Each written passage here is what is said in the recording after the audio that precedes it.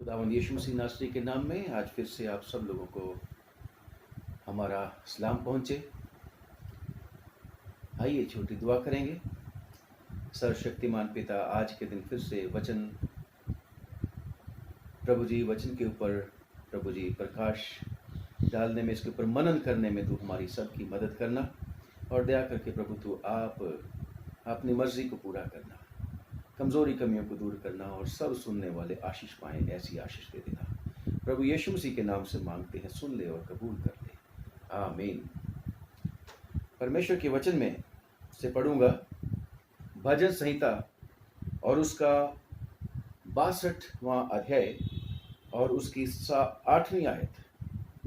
साम 62 वर्स 8 लिखा है, हे लोगों, हर समय उस पर भरोसा रखो, उससे अपने अपने मन की बातें खोल कर कहो, परमेश्वर हमारा शरण स्थान है। प्रियो, खुदावन का धन्यवाद करते हैं कि हमारा परमेश्वर सचमुच में भरोसे के लायक है। और ये ज़बूर लिखने वाला यानी कि दाऊद भजनकार सब लोगों को ये सलाह देता है कि हर समय परमेश्वर के ऊपर भरोसा रखो। परमेश्वर के ऊपर हर समय भरोसा रखने का ये मतलब है कि ये नहीं कि हम मुश्किलों में तो परमेश्वर के ऊपर भरोसा रखें, परंतु खुशियों में हम परमेश्वर को भूल जाएं।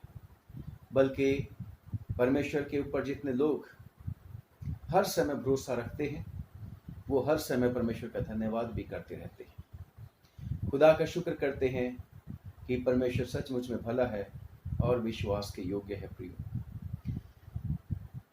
जब हम हर समय परमेश्वर के ऊपर भरोसा रखते हैं तो परमेश्वर हमेशा हमें संभालता रहता है, हमें बचाता रहता है और हमेशा हमें हर मुश्किल के समय में जो हमारे जीवन में आने लाजिम है, उन सब मुश्किल के समय में वो हमें संभालने का वायदा करता है, भरोसा कर दिलवाता है हमें। और बल्कि परमेश्वर के वचन में लिखा है कि जितने उसके ऊपर भरोसा रखेंगे, उसके ऊपर ईमान लाएंगे, वो कभी नाश नहीं होंगे बल्कि हमेशा का जीवन पाएंगे। ऐसा यूहन्ना की अंजील 3 के 16वें अध्याय में लिखा है। और दाऊद नबी भी कहता है कि हे लोगों, हर समय उस पर भरोसा रखो और उससे अपने अपने मन की बातें खोल कर कहो। और जब हम प्रार्थना करते हैं प्रियो, तो हम अपने परमेश्वर को अपनी बातें बता रहे होते हैं और परमेश्वर का धन्यवाद हो कि वो हमेशा हमारी बातों को सुनता है और उनके ऊपर ध्यान करता है। हमारी रिक्वेस्ट को, हमारी फरियाद को वो सुनता है और जवाब देता है और हमें हमारी मुश्किलों से बचाता है, निकालता है। और जब हम खुश होते हैं तब भी परमेश्वर हमारी शुक्रगुजारी जब हम उसके चरणों में आके करते हैं तो वो हमेशा हमारी शुक्रगुजारी को भी कबूल करता है और परमेश्वर इससे प्रसन्न होता है, खुश होता है। और ख़ास तौर से आजकल जब हम इस कोविड-19 की वजह से अपने अपने घरों में लॉकडाउन हैं, तो इस समय ख़ास तौर से हमारे पास समय परमेश्वर ने हमें दिया है कि हम अपने परमेश्वर के ऊपर भरोसा रखें। ये महामारी जो बढ़ती चली जा रही है और क्योंकि इसका कोई इलाज नहीं है, इसलिए परमेश्वर का वचन हमें तसल्ली देने के लिए काफ़ी है कि अगर हम परमेश्वर के ऊपर भरोसा रखेंगे तो परमेश्वर हमें संभालेगा। मैं आपके सामने पढ़ना चाहूँगा अय्यूब नबी की किताब और उसका 23वां अध्याय और उसकी 12वीं आयत। आप पढ़ेंगे हिंदी में? अय्यूब 23 की 12 लिखा है, उसकी आज्ञा का पालन करने से मैं ना हटा और मैंने उसके वचन अपनी इच्छा से कहीं अधिक काम के जानकर सुरक्षित रखे। Praise the Lord. परमेश्वर का बंदा कहता है कि उसकी आज्ञा का पालन करने से मैं हटा नहीं और मैंने उसके वचन अपनी इच्छा से कहीं अधिक काम के जानकर सुरक्षित रखे। और उर्दू में मैं पढ़ना चाहूँगा, और भी ज़्यादा मुझे अच्छे लगते हैं ये शब्द, कि उर्दू में और भी अच्छे से समझ में आने वाले हैं। मैं उसके लबों के हुक्म से नहीं हटा, मैं उसके लबों के हुक्म से नहीं हटा, मैंने उसके मुंह की बातों को अपनी ज़रूरी खुराक से भी ज़्यादा ज़ख़ीरा कर लिया है। जब लॉकडाउन का अनाउंसमेंट हुई थी, कर्फ्यू का ऐलान हो गया था, तो सब लोग राशन अपने अपने घरों में इकट्ठा कर रहे थे कि लॉकडाउन है, पता नहीं कितनी देर तक चलेगा। हमने भी अपना राशन जितना इकट्ठा करना था कर लिया, 1 महीने का, चलो 1 महीने के बाद ठीक हो जाएगा। परंतु लॉकडाउन ये बढ़ता चला जा रहा है, और सब लोगों ने लिखा है कि अपनी खुराक, अपना राशन, खाने पीने की सामग्री, जरूरत का सामान इकट्ठा कर लिया था। क्यों इकट्ठा कर लिया था? ताकि हम भूखों ना मर जाएं, हम किसी भी तरह से परेशानी का सामना ना हम कर बैठे। क्योंकि मुझे पता है, एक बार आप लोगों ने भी शायद खबर सुनी थी कि केरला में एक बार फ्लड आ गया था।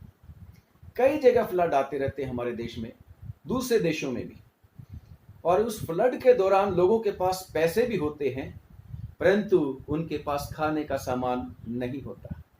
और सब लोगों को यही होती है कि कोई आपदा आने वाली है, फ्लड आने वाला है, या कुछ भी ऐसी परेशानी आने वाले, सबसे पहले लोग अपने परिवार के लिए खाने का प्रबंध करते। परंतु अय्यूब क्या कहता है?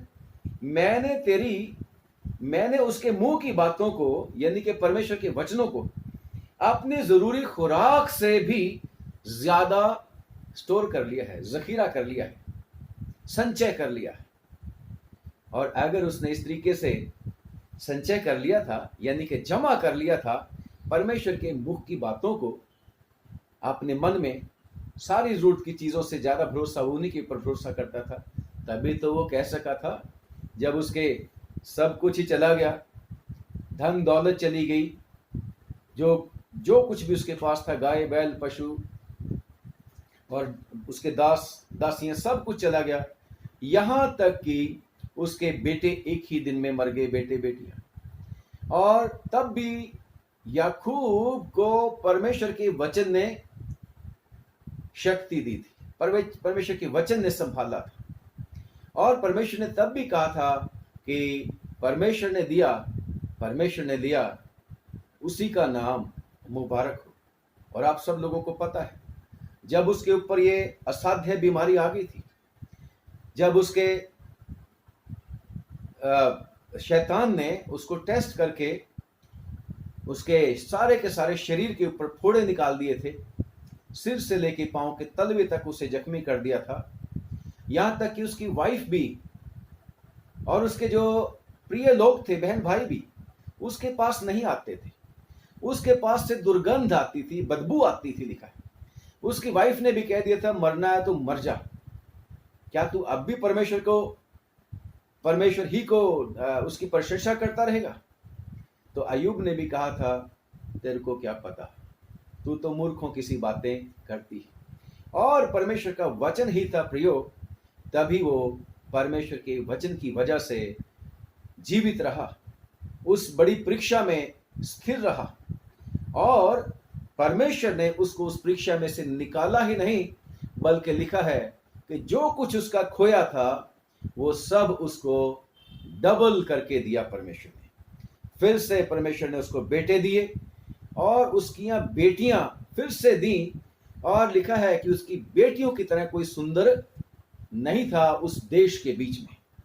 और खुदा का शुक्र करते हैं, पहले ही वो बहुत अमीर था, परंतु टेस्ट में वो पास हुआ, क्योंकि उसने परमेश्वर के ऊपर भरोसा रखा था, क्योंकि उसने परमेश्वर के वचन को अपने मन में जखीरा कर लिया था, उसने इकट्ठा स्टोर अप कर लिया था, संचय कर लिया था, जमा कर लिया था परमेश्वर के वचन को।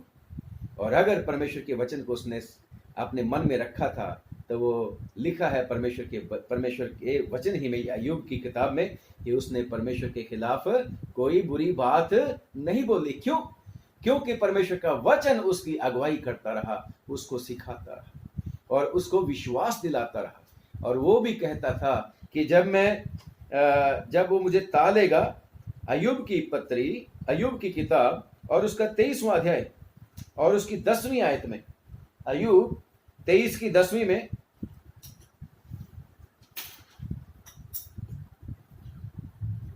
परंतु वो जानता है कि मैं कैसे चाल चला हूँ। परमेश्वर की हुक्म के मुताबिक वो चलता था, परमेश्वर के ऊपर वो भरोसा रखता है। इसीलिए कहता है कि वो जानता है कि मैं कैसी चाल चला हूं, और जब वो मुझे ता लेगा तब मैं सोने के समान निकलूंगा। जब वो मुझे ता लेगा, रिफाइन कर लेगा, तब मैं शुद्ध सोने की तरह निकल जाऊंगा। खुदा का शुक्र करते हैं और परमेश्वर का धन्यवाद करते हैं। परमेश्वर ने उसको ताया, यानी कि भट्ठी में दुख की, और परमेश्वर ने उसको रिफाइन करके मेरे और आपके लिए आज एक उदाहरण, एक एग्जाम्पल बना के खड़ा कर दिया। और खुदा का शुक्र करते हैं प्रियो कि परमेश्वर सचमुच में हमारे लिए बाइबल के बीच में ऐसे बड़ी बड़ी एग्जाम्पल्स हैं, ऐसे उदाहरण हैं, ऐसे रोल मॉडल्स हैं जिनके ऊपर भरोसा करके हम सचमुच में परमेश्वर के ऊपर विश्वास करके जीवित रह सकते हैं। लिखा है परमेश्वर के वचन में कि धर्मी जन विश्वास से जीवित रहेगा। खुदा का शुक्र करते हैं। मुझे दानियल की किताब में वो 3 लोग बहुत ही अच्छे लगते हैं, सदरक, मेशक और अबेदनगो। बाकी सब कैरेक्टर्स को भी मैं ये नहीं कहता कि अच्छे लगते, हर एक यूनिक है, हर एक अपने आप में एक मिसाल है। परंतु आज मैं इन लोगों के बारे में बात करना चाहता हूं कि इन लोगों ने भी अपने परमेश्वर के ऊपर भरोसा रखा था। आप लोगों को याद है कि ये सदरक, मेशक, अबेदनगो और डैनियल, ये सारे के सारे गुलाम बना के बाबुल में पहुंचाए गए थे। बेशक ये राजसी परिवार के साथ संबंधित थे, परंतु फिर भी इनको वो जब नबूकदनेस्सर ने अटैक किया तो गुलाम बना के लेके जाया गया। परंतु ये परमेश्वर का डर और भय मानने वाले लोग थे, परमेश्वर से दुआ करने वाले लोग थे, परमेश्वर का वचन जो इनके मनों में था उसके ऊपर मनन करने वाले और उसके ऊपर चलने वाले लोग थे। आप लोगों को याद होगा पहले ही चैप्टर में दानियल के कि इन्होंने क्या अपने मन में ठान लिया था कि हम चाहे राजा के महल में से जो खाना आता है हम उसको खाएंगे नहीं। क्यों? क्योंकि वो राजा के पहले देवता को चढ़ाया जाता है, हम उसको नहीं खाएंगे। और उन्होंने मन में प्रण कर लिया था, मन में ये सारी की सारी जो थी डिटर्मिनेशन कर लिया था, और खुदावन ने भी उनका मान रखा। और लिखा है कि परमेश्वर ने जो खाना खिलाने वाला ऑफिसर था उसको उनके ऊपर दयालु कर दिया। और आपको सारी स्टोरी का पता है कि उन्होंने कहा कि हमें राजा के भंडार से, यानी कि राजा के सामने से जो राजसी खाना आता है उसकी टेबल से हमें वो मत दे, हमें सिंपल साग पात दे। और ऐसा करके तू हमें टेस्ट कर लेना, अगर हमारे चेहरे, हमारी ताकत उन लोगों से जो राजा के टेबल पे खाना खाते हैं कम निकलेगी तो फिर जैसा तेरे को अच्छा लगे वैसा करना। और इन लोगों ने खाने के ऊपर भरोसा नहीं रखा, परमेश्वर के ऊपर भरोसा रखा था। परमेश्वर के वचन को याद करते रहते होंगे, वो वचन जो इन्होंने सीखे थे, वो वचन, क्योंकि ये परमेश्वर का डर मानने वाले थे। और परमेश्वर के ऊपर भरोसा कहां से आया? परमेश्वर के वचन में लिखा है, रोमियो की चिट्ठी उसका 10वां अध्याय और उसकी 17वीं आयत, कि विश्वास सुनने से आता है और सुनना परमेश्वर के वचन से आता था। और मैं उम्मीद करता हूं चाहे वो कैसे भी लोग थे, फिर भी उनको पता था उन 10 हुक्मों के बारे में कि हमारा खुदा सच्चा खुदा है और उसी को हमने उपासना करनी है, उसके सिवा और कोई नहीं है। हमने किसी मूर्ति की, किसी स्टैचू की पूजा नहीं करनी है। ये ऐसा उनका विश्वास था। और लिखा है कि जब उन्होंने प्रार्थना करी, उनको परमेश्वर ने ऐसी आशीष दे दी कि उनका चेहरा जब वो राजा के सामने प्रकट किए गए तो उनके जो राजसी खाना खाने वाले थे उनसे ज्यादा नूर उनके चेहरों पर था। उनसे ज्यादा उनके चेहरों के ऊपर रौनक पाई गई थी। और लिखा है कि फिर उनको परमिशन मिल गई, जैसा तुम्हें अच्छा लगे वैसा ही खाओ। और फिर यही नहीं प्रियो, परमेश्वर ने उनको ऐसी ऐसी आशीषें दी कि उनको परमेश्वर ने राजा के महल में इंपॉर्टेंट स्थान दे दिए। दानियल ने भी परमेश्वर के ऊपर भरोसा रखा। जब हुक्म हो गया था कि राजा ने एक सपना देख लिया है भाई, और राजा कहता है कि सब लोगों को बुलाओ जो समझदार कहलाते हैं, तंत्र मंत्र करने वाले हैं, पंडित लोग हैं, बुद्धिमान लोग हैं। और उनको राजा ने कहा था कि मेरा सपना भी बताओ और मेरा इसका क्या है मतलब वो भी बताओ। सिर्फ दानियल था कि दानियल ने अपने उन तीनों लोगों के साथ सद्रक मेशक और अबेदनगो के पास जाके कहा दुआ करो, क्योंकि ऐसा ना हो कि हमारे भी प्राण बाकी के ज्योतिषियों के साथ ही मर जाएं, क्योंकि राजा ने ऐसी आज्ञा दे दी थी, अगर नहीं बताया मेरे को मेरा स्वप्न और उसकी ट्रांसलेशन तो मैं सबको मार दूंगा। परंतु खुदा का शुक्र करते हैं कि उस लिमिटेड समय में जो डैनियल ने मांगा था, लिखा है कि इन लोगों ने परमेश्वर के ऊपर भरोसा जो उनका था उसी को एक्टिवेट किया, उसी विश्वास के मुताबिक वो अपने परमेश्वर के चरणों में आए, ऐसे समय में जहां मौत उनके सामने खड़ी थी।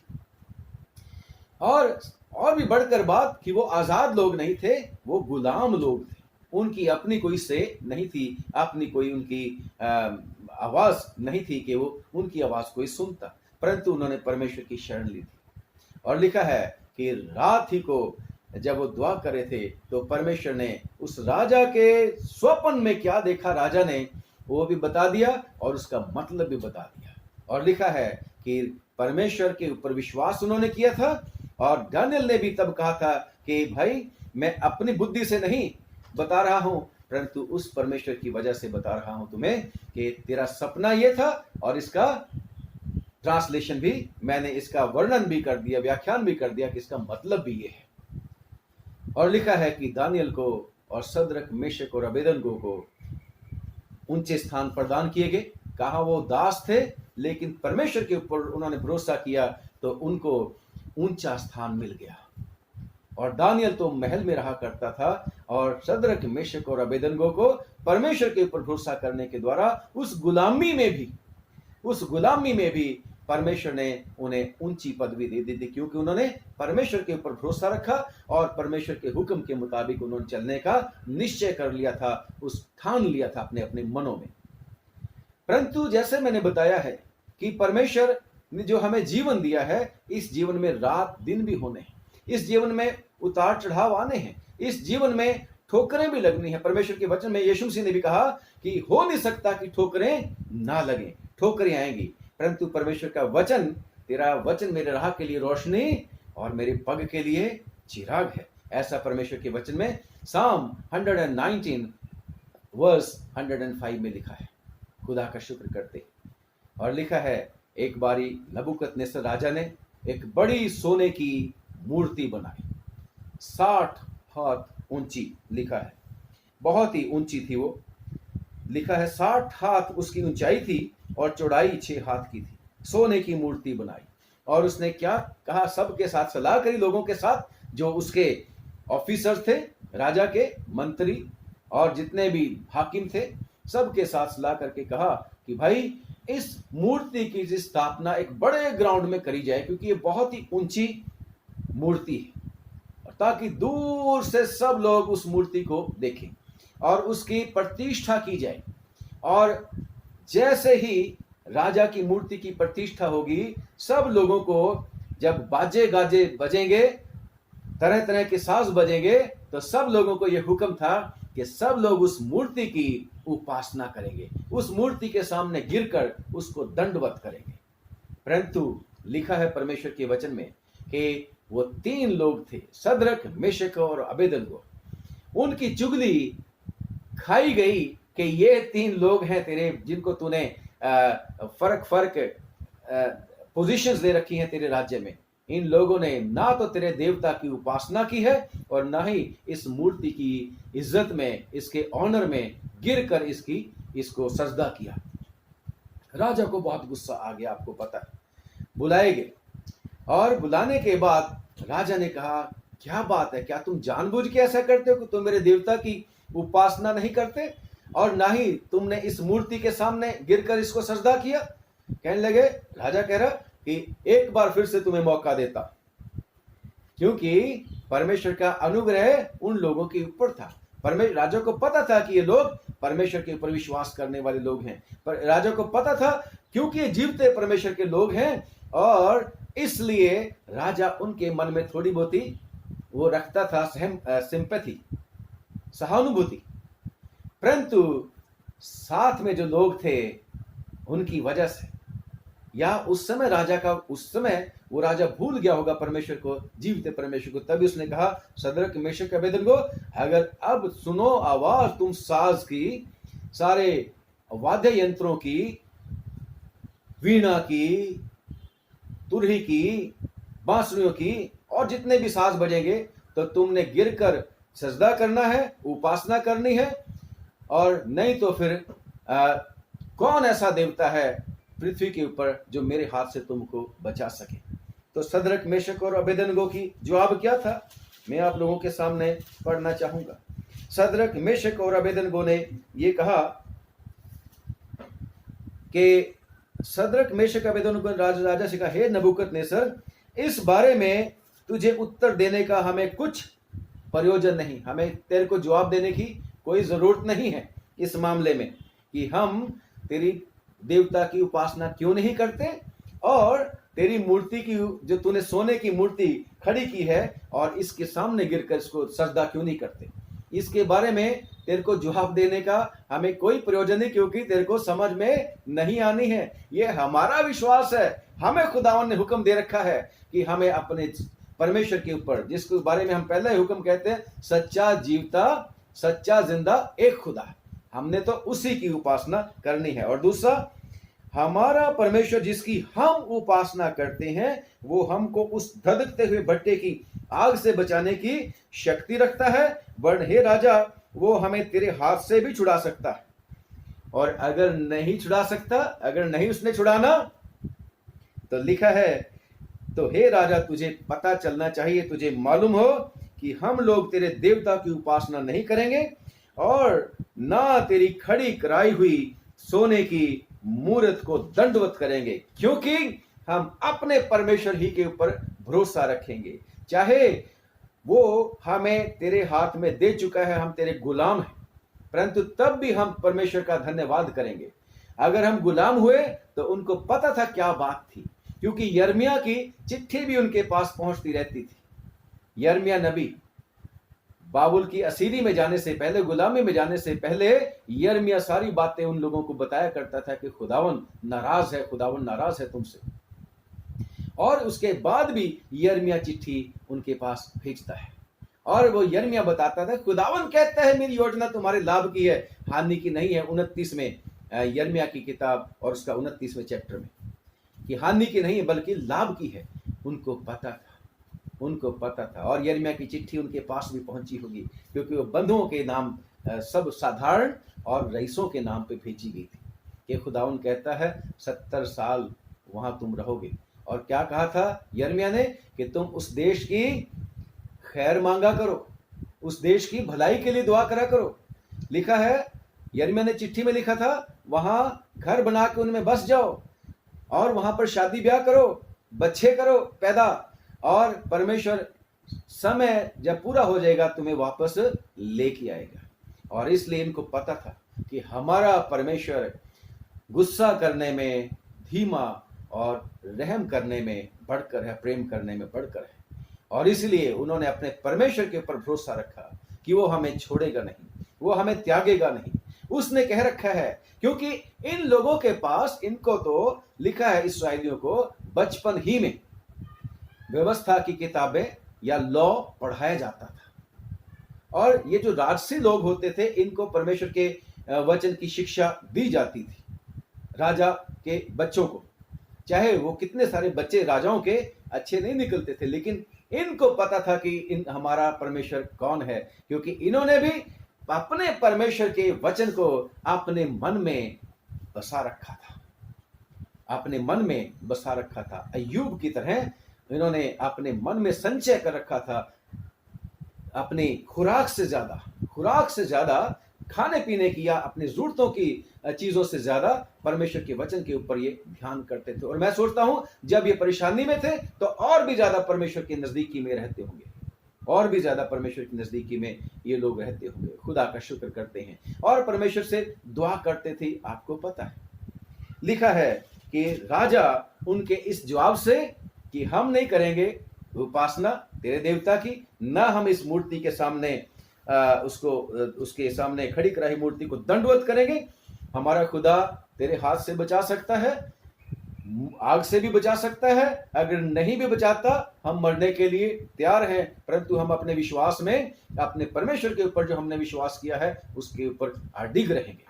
लिखा है राजा बहुत गुस्से में आ गया और लिखा है कि वो जो आग की भट्टी थी उसको 7 गुना और धधका दिया गया। और राजा ने कहा उस जोरावर बलवान लोगों को, अपनी फौज के लोगों को बुलाया कि इनको बांध दो और इन तीनों को आग की भट्टी में फेंक दो। आइडिया तो करो, थोड़ा इमेजिनेशन तो करो कि जब उनको बांध रहे होंगे तब भी उनके पास चांस था। जब उनके अभी आग में नहीं फेंका गया होगा, उनको फिक्र आ रही होगी अपने घर परिवार की। जैसे हमने लॉकडाउन के सुनते ही लोगों ने राशन इकट्ठा करना शुरू कर दिया था। क्यों? कि हमारा घर परिवार भूखा ना रह जाए। परंतु इन लोगों का विश्वास क्या था? हम अपने परमेश्वर के लिए अपनी जान भी दे सकते हैं, हमारा परमेश्वर हमारे परिवार की भी रक्षा करेगा। और लिखा है कि जो उन्होंने कपड़े पहन रखे थे राजसी, क्योंकि ऑफिसर थे बड़े वो, और लिखा है उनके मौजों के साथ, उनके बागों के साथ, जो बागे उन्होंने पहन रखे थे, और उनकी पगड़ियों के साथ जो उनकी इज्जत की बात थी। और लिखा है कि जो भी बाकी सब कपड़े थे, कपड़ों समेत ही उनको बांध दिया गया रस्सी के साथ, बंधन के साथ, और उन बलवान लोगों ने उनको उठाकर आग के भट्ठे में फेंक दिया। और लिखा है क्योंकि आग की ज्वाला 7 गुना भड़का दी गई थी, तो वो जो जवान उनको फेंकने के लिए गए थे आग की भट्टी में, वही जल मरे। परंतु जिनका भरोसा परमेश्वर यहोवा के ऊपर था, लिखा है कि जब वो आग में उनको फेंका गया तो आग की वजह से उनके बंधन सारे के सारे जल गए, परंतु वो लोग आग के बीच में खुले घूम रहे थे। और वो अकेले नहीं थे, उनका खुदा उनके साथ था। उनका खुदा उनके साथ था, क्योंकि खुदा ने कह रखा था कि जब तू 43वां अध्याय, यशायाह की किताब उसका 43वां अध्याय उसकी दूसरी आयत, कि जब तू आग में से होकर चलेगा, ऐसी परीक्षा ऐसी परेशानी आएगी तो आग तेरे को जला नहीं सकेगी। ये नहीं लिखा कि अगर, लिखा जब तू आग में से होकर चलेगा। परमेश्वर को पता है कि हमारे जीवन में वो जो परीक्षा करने वाला है शैतान, कई तरह की परीक्षाएं लेके आता है, परंतु परमेश्वर वायदा करता है। वो जैसे यहोशू को उसने कहा था, तेरा मन कच्चा ना हो, मैं तेरे साथ हूं जहां कहीं तू जाएगा। और यहोशू ने भी उसके ऊपर भरोसा किया, परमेश्वर के ऊपर, और खुदा का शुक्र करते हैं, वो उस जहां कहीं वो गया, जो कुछ भी उसने किया, सफलता दी। और इन लोगों के साथ भी परमेश्वर आग की भट्टी में भी उनके पास मौजूद रहा। और जब राजा ने जो बैठा हुआ था अपने सिंहासन के ऊपर, ऐसा ही होगा कि सारे लोगों को, सारे ऑफिसर्स को, पूरे देश के अफसरों को इकट्ठा किया था, तो राजा ने भी बड़े स्टेज के ऊपर वो लगा रखा होगा अपना सिंहासन। तो लिखा है राजा ने भट्टी के बीच में देखा, क्या देखा? कि वो तीनों के तीन आराम से टहल रहे हैं आग के बीच में, और एक और चौथा भी है। लिखा है कि चौथा मनुष्य का रूप क्या था? लिखा है, और दानियल की किताब 3 बाब और उसकी 25वीं आयत में, फिर उसने कहा, अब मैं देखता हूं कि 4 पुरुष आग के बीच खुले हुए टहल रहे हैं और उनको कुछ भी हानि नहीं पहुंची। और चौथे पुरुष का स्वरूप ईश्वर के पुत्र के सदृश है। हमारा खुदावंद यीशु मसीह कल, आज और कल एक सा है। हमारा खुदावंद यीशु मसीह अनादि और अनंत परमेश्वर है। हमारा खुदावंद यीशु मसीह पहला और आखिरी है। यीशु मसीह अल्फा और ओमेगा है। सृष्टि भी उसी ने बनाई और सदरक मेशक अबेदनगो को भी उसी ने बनाया और हर किसी को, यहां तक कि नबूकदनेस्सर, सब कुछ को उसी ने बनाया। परंतु नबूकदनेस्सर राजा, जो परमेश्वर ही की सृष्टि थी, घमंड करता था और अपने देवी देवताओं की उपासना करता था। लिखा है कि वो हैरान, परेशान हो गया और अचंभित हुआ और घबरा कर उठा।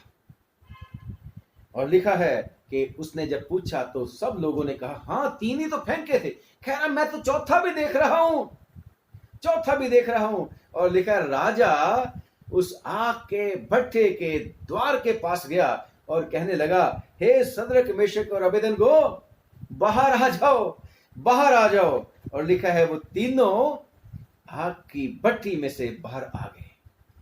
और जब वो बाहर आ गए तो सब लोग उनके चारों तरफ हो गए। जो लिखा है कि वो आग की भट्टी में से निकल आए। 27वीं आयत में लिखा है कि जब अधिपति, हाकिम, गवर्नर और राजा के मंत्रियों ने जो इकट्ठे हुए थे उन पुरुषों की ओर देखा, तब उनकी देह में आग का कुछ भी प्रभाव नहीं पाया और उनके सिर का एक बाल भी ना झुलसा।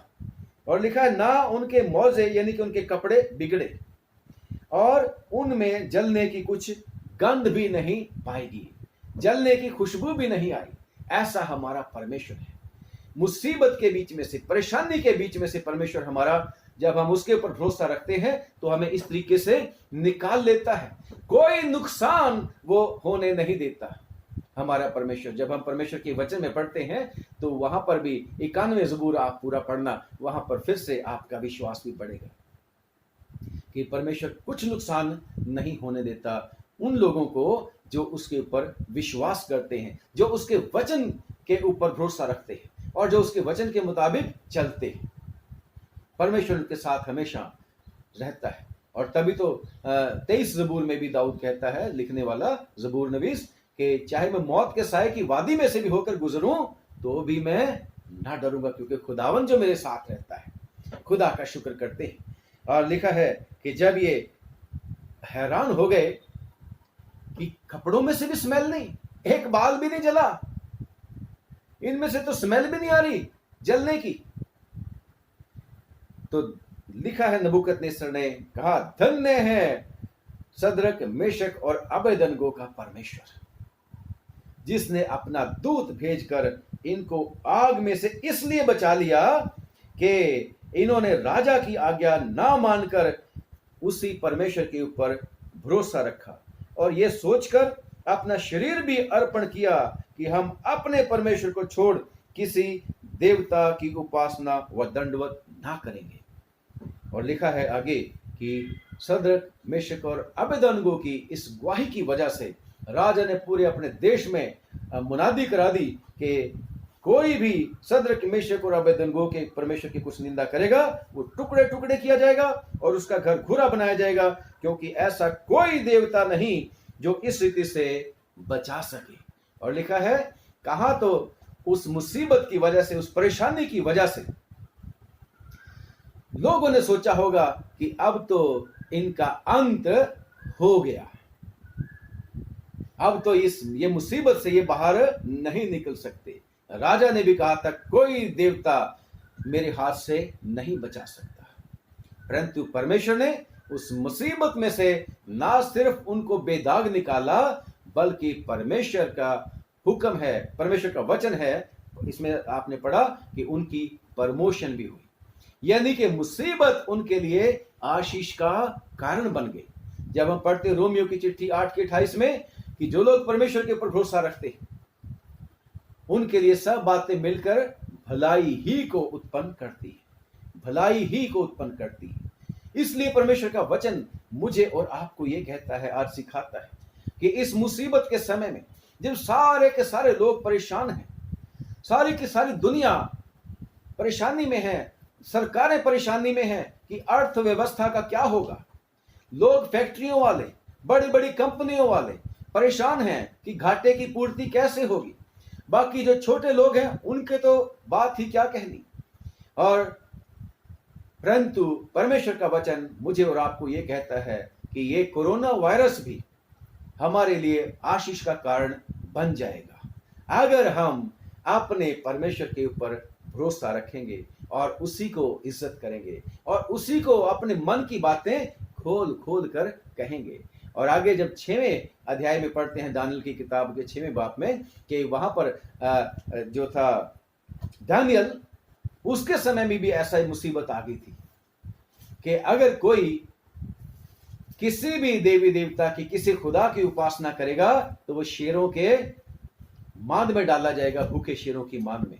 परंतु दानियल ने क्या कहा, मैं तो अपने परमेश्वर की उपासना करूंगा ही करूंगा। और उसने भी राजा की और राजा के साथ जितने लोग थे उनकी आज्ञा का अपने परमेश्वर की तुलना में अपने परमेश्वर ही को महिमा दी, राजा की आज्ञा का उल्लंघन कर दिया था। जहां तक मेरा और आपका भी विश्वास है, जहां हमें मौका मिलता है कि हमने अपने परमेश्वर के लिए खड़े होना है तो अपने परमेश्वर के लिए हमें खड़े होना है, क्योंकि हमारा परमेश्वर प्रभु यीशु मसीह कहता है यदि कोई मुझसे शर्माएगा तो मैं भी अपने पिता के सामने शर्माऊंगा। अगर कोई मेरा इनकार करेगा मनुष्यों के सामने तो मैं भी इनकार करूंगा उनका। इसलिए प्रियो, मुझे और आपको इन दिनों में परमेश्वर के वचन को, परमेश्वर से शक्ति मांगनी है कि मांगनी है कि उसकी दया से हम उसके वचन को अपने मन में, अपने खुराक से कहीं ज्यादा काम का जानकर स्टोर अप कर लें और उसके ऊपर भरोसा हमारा बढ़ता चला जाए। और जब हम दानियल की बात कर रहे थे तो दानियल कहता है लगातार, जैसे उसकी विधि थी, उसका तरीका था, वो लगातार दिन में 3 बार अपनी कोठरी में जाता था और परमेश्वर के सामने धन्यवाद और प्रार्थना गिड़गिड़ा के करता रहता था। और खुदा का शुक्र करते हैं कि जब उसको शेरों की मान में फेंक दिया गया, राजा की सील लगा दी गई, मंत्रियों की सील लगा दी गई पत्थर के ऊपर, मुंह के ऊपर जो पत्थर रख दिया था शेरों के, तो लिखा है कि अगले उस रात राजा को, दारा को भूख नहीं लगी, खाना नहीं खाया, नींद नहीं आई, और भोर को सुबह सुबह उठा और जाके कहता है दानियल, हे परम प्रधान के दास, क्या तेरे खुदा ने तेरे को बचाया? क्योंकि दानियल को वो प्यार करता था राजा, दानियल के अच्छे कामों की वजह से, दानियल की वफादारी, ईमानदारी की वजह से। और जब उसने ये फैसला कर दिया था तो लोगों ने इंसिस्ट किया था कि अब ये जो ऑर्डर हो चुका है चेंज नहीं हो सकता। तब उसने दानियल को कहा था, दानियल तेरा परमेश्वर तेरे को बचाए। और लिखा है कि जब सुबह सुबह राजा उस मांद की तरफ गया जहां शेर थे, जहां पर दानियल को फेंका गया था, तो उसने आवाज मारी कि दानियल, लिखा शोक भरी वाणी में, दुख भरी आवाज में उसने कहा, हे दानियल, क्या तेरा परमेश्वर तेरे को बचा सका? तो अंदर से आवाज आ रही है, हे राजा, तू चिरंजीव रहे, मेरे खुदा ने, लिखा है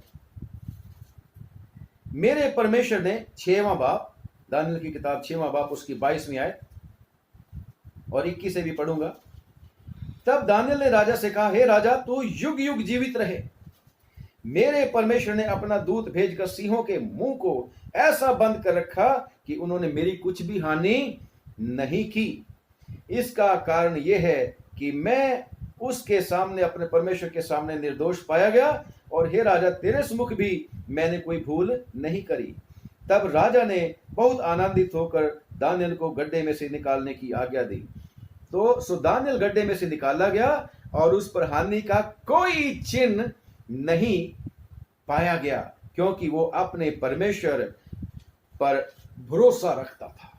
प्रियो, अगर हमारा भरोसा भी अपने परमेश्वर के ऊपर होगा तो कोई हमारे ऊपर ना तो आग की स्मेल आएगी, एक बाल भी नहीं जलेगा, कपड़ों में से स्मेल भी नहीं आएगी, और लिखा है, फिर से मैं याद कराऊं, फिर से क्या लिखा है कि उनमें से आग की गंध भी नहीं आ रही थी, ऐसे परमेश्वर ने उनको बचा लिया था। यहां पर भी भूखे शेरों ने भी दानियल की कुछ हानि नहीं की थी, क्योंकि यहां पर भी परमेश्वर ने अपना दूत भेजकर अपने विश्वासी जन को बचा लिया था।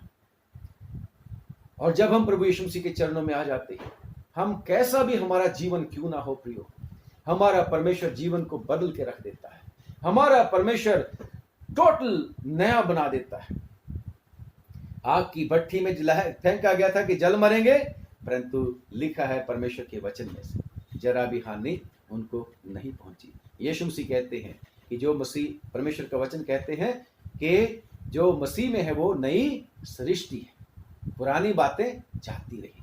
खुदावन पुरानी बातों को, अविश्वास की बातों को, डर और भय की बातों को दूर करने का वायदा करता है, परंतु उसके लिए चाहिए क्या कि हे लोगों, हर समय अपने परमेश्वर पर भरोसा रखो, और हे लोगों हर समय उस पर भरोसा रखो और उससे अपने अपने मन की बातें खोल कर कहो, परमेश्वर हमारा शरण स्थान है।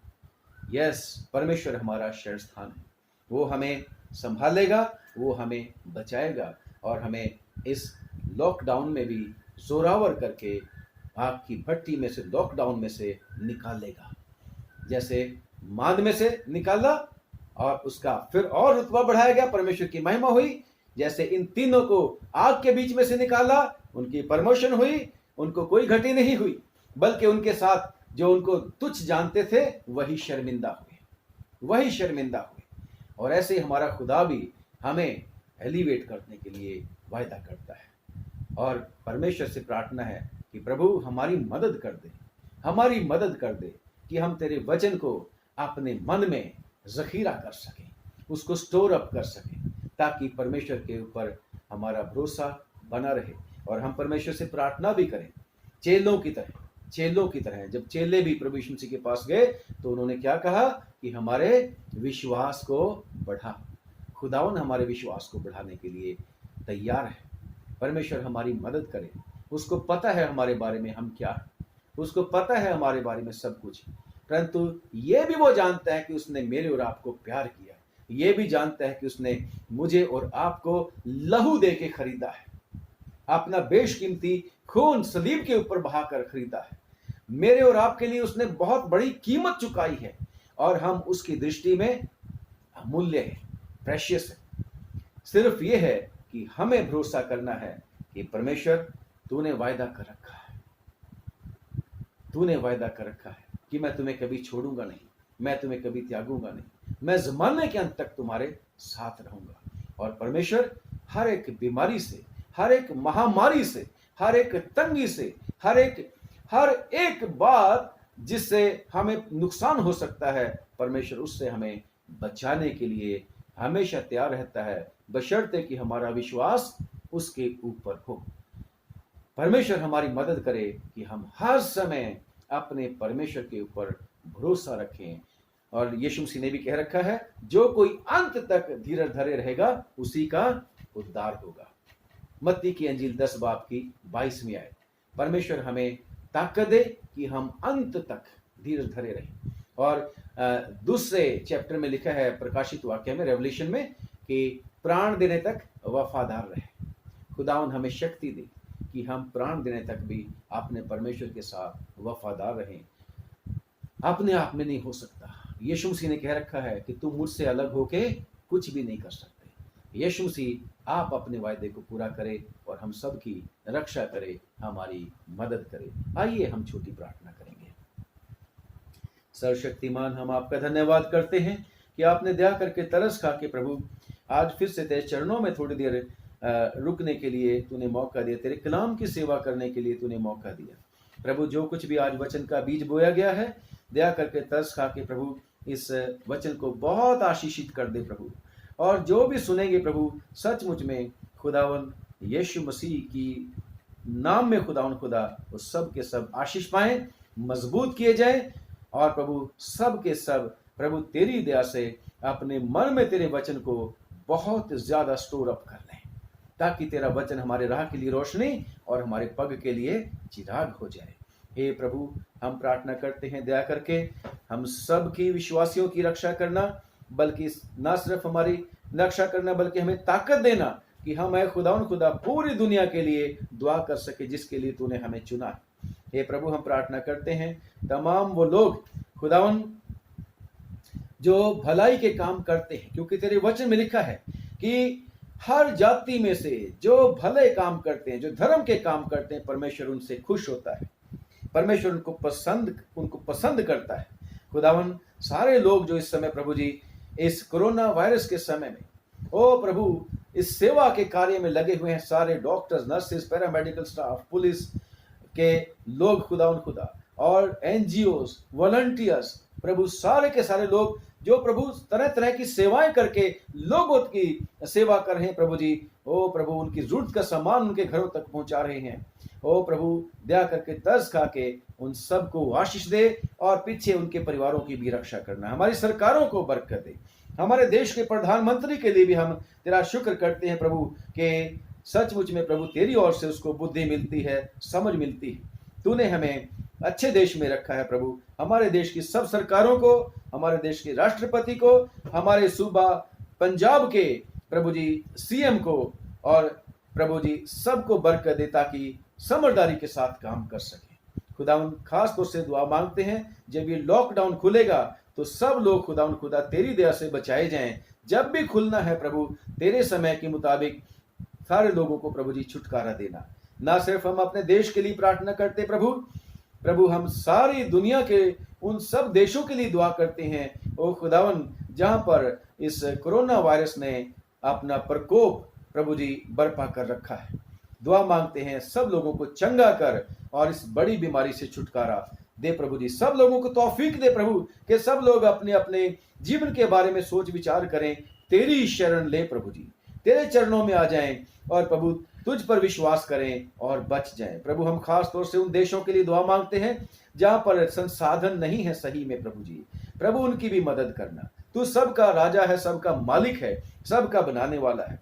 तमाम दुखियों, बेघरों, मुसाफिरों, कैदियों, तंगियों, लाचारों पर दया कर प्रभु। दुआ करते हैं मेहरबानी करके हमारे परिवार पर भी आशीष देना प्रभु यीशु मसीह के नाम से पिताजी। और हम सबको ये तौफीक दे कि हम ना सिर्फ खुद प्रभु जी एक दूसरे का ध्यान रखें बल्कि औरों के लिए भी प्रभु जी हम आशीष का कार्ड बन सकें। प्रभु यीशु मसीह के नाम से हमारी इस छोटी सी दुआ को सुन ले और कबूल कर ले, आमीन। एक बार फिर से आप लोगों को पादरी अविनाश का और मेरे परिवार का, मेरी वाइफ स्वर्ण का आप लोगों को सलाम पहुंचे। God bless you. प्लीज दुआ में याद रखना। खुदावंद आशीष दे।